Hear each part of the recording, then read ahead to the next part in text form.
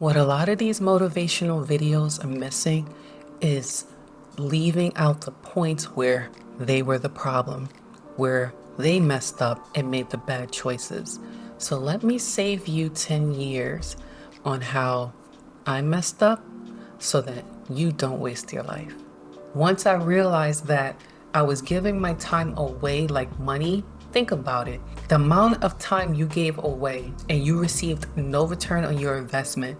Imagine your time was money. You want a job that pays you $50 an hour, $60, $80 an hour, $100 an hour. Now, imagine how many hours you just spent this past week, this past month. We're at the end of the year now. Imagine how many hours you spent watching those shows, hanging out on social media, scrolling. Imagine that was money. 200 hours wasted times $100 an hour. You do the math. Is the math mather for you?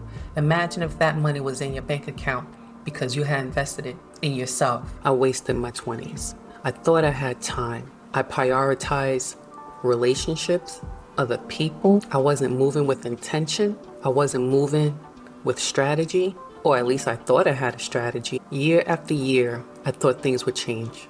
10 years of working hard, but not working strategically. When you invest in yourself, it's going to feel so good. Those moments are going to feel even better, knowing that you were locked in and that you did what you had to do to reach your goals at the end of this year. That when you do take your vacation next year, when 2026 comes around, you can look back and know you weren't just spending money just to spend it, just to say you could, that you were growing your future, that you were investing in it, paying yourself first before paying other people. That includes paying other people attention who are not invested in you. The mindset shift that's going to change everything is when you ask yourself, do I want to be here 10 years from now? If you can answer that honestly, then you know you've truly changed your life. Don't waste another year like I did. So what are we doing? The excuses are going to keep you broke. The consuming is holding you back. Your inner circle is the true reflection of you. You are who you surround yourself with.